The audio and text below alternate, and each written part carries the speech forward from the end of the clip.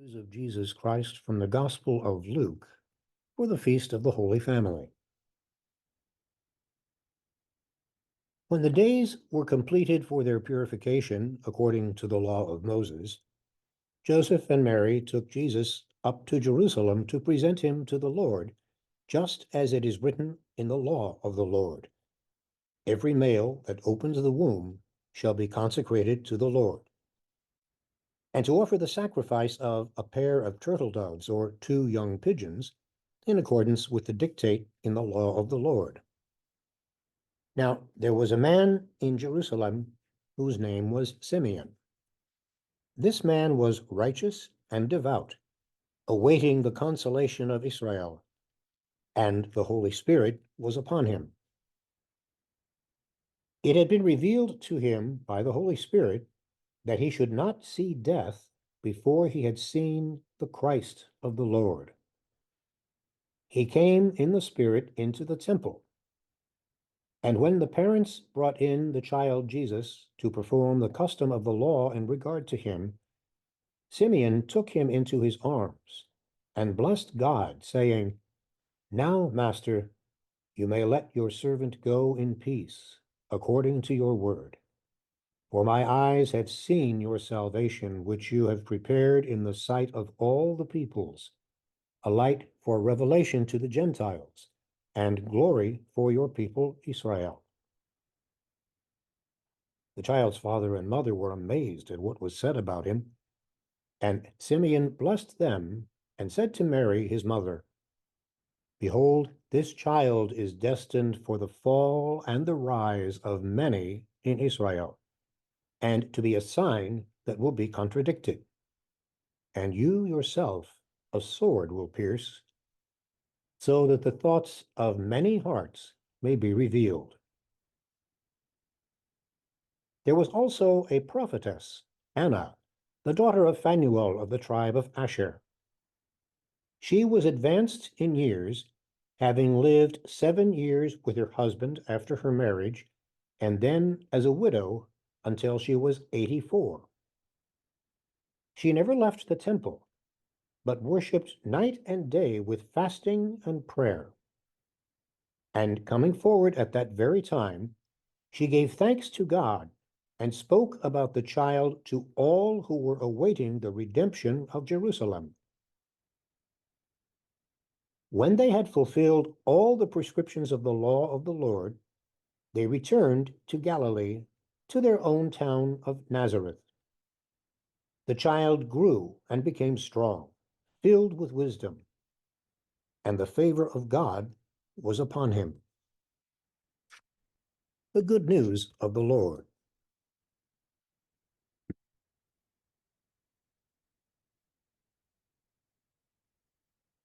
In this gospel passage, Luke introduces us to 2 elderly people who could be the patron saints of grandparents. Simeon holds the infant Jesus in his arms, looks into Jesus' face, and talks to God in words that have become part of the church's daily night prayer. They could become your night prayer too, a lovely way to fall asleep. Simeon is anticipating the division to come between those who will opt to follow Jesus and those who will not. He has lived long enough to know that what is good is often not what is popular, and he is right. From the time of Jesus right down to our own day, there has been a sword of division between those who simply admire Jesus and those who are willing to follow Jesus. This scene forces us to ask ourselves, do I simply admire Jesus? Or am I really trying to follow him in my daily life? We know nothing about Simeon and Anna beyond what Luke has told us here. They are among the many people who appear briefly, but so importantly, in the unfolding of God's plan. And they are clearly people of great hope. Some of us might think that hope is a virtue only for the young or young at heart. For those who have not yet encountered the inevitable bumps and potholes that pock the long and winding road of life. But reflect for a moment on these two figures that Mary and Joseph encountered in the temple. Simeon, an old man ready to die, Anna in her 84th year. Both of them, in their old age, still have reason for hope. Unlike many of our contemporaries, they have not succumbed to the cynical realism that hopes for nothing. Their trust in God is too great for that. Trust in God, another name for faith, does not ignore the painful realities of life.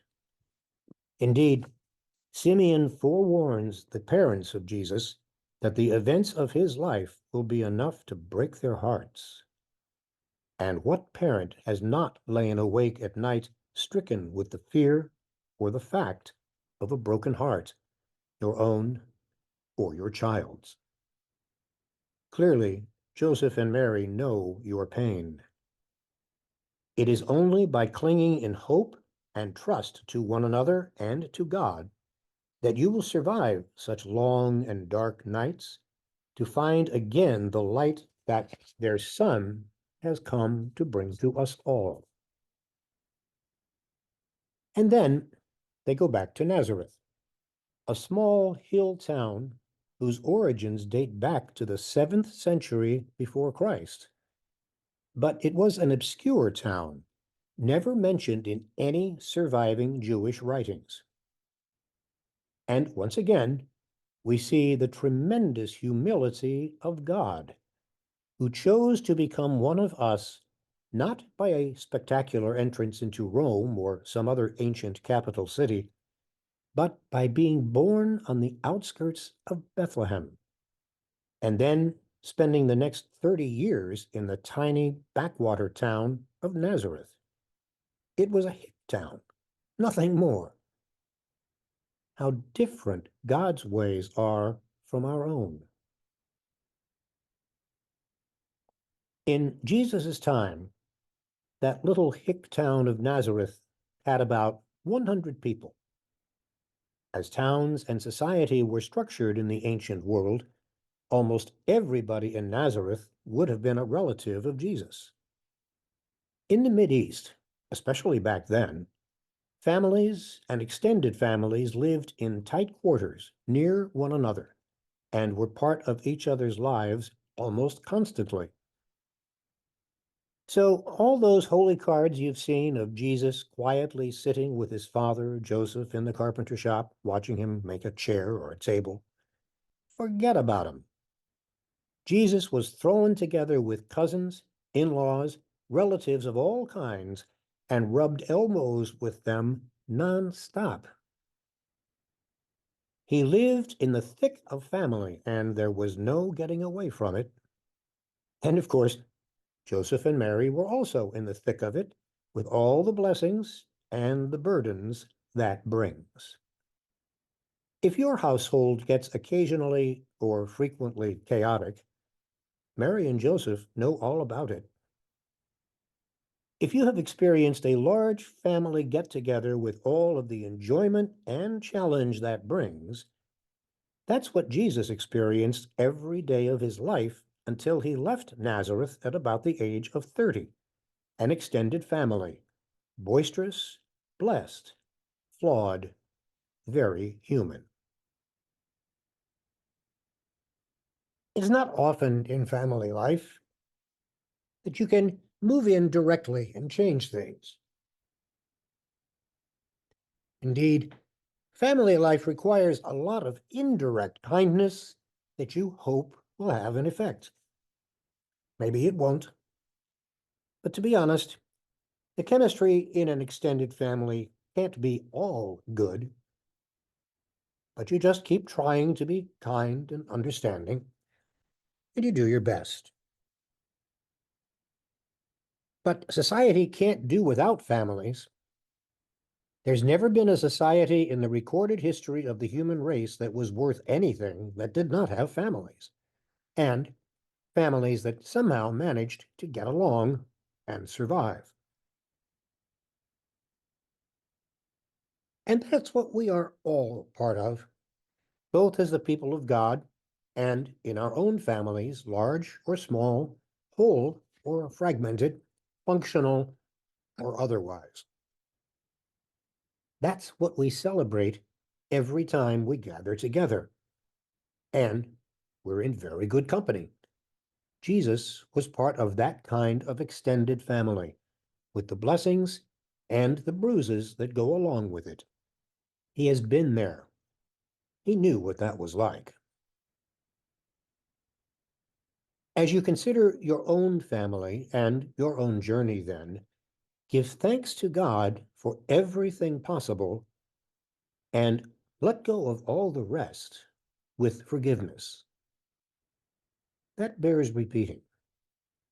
Give thanks to God for everything possible and let go of all the rest with forgiveness. Because that is the essence of a holy family, whether it be Joseph, Mary, and Jesus, or your family or mine. The essence of a holy family is that it be a healing, forgiving family. Our family lives suffer from neglect and insensitivity. The harsh word spoken too quickly, the kind word spoken not at all, the focus on my needs being met and my messages being heard, while we forget that others too have needs and messages. How important to hear again those words of St. Paul, because you are God's chosen ones, holy and beloved, clothe yourselves with heartfelt mercy, with kindness, humility, meekness, and patience. Bear with one another. Forgive whatever grievances you have against one another. Forgive as the Lord has forgiven you. Over all these virtues, put on love, which binds the rest together and makes them perfect. The wounds of daily life need so badly the healing power of forgiveness. It is that healing in a family that is the mark of holiness in a family.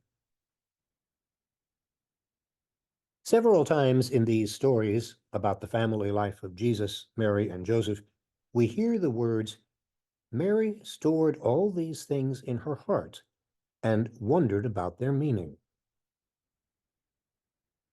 Has anyone among us not had that same experience? But the important question is, what sort of things do we store in our heart? The memories of tender moments, of gentle and loving moments? Or do we store up the hurts, the hates, the harsh words, bringing them forth to relive the pain again and again?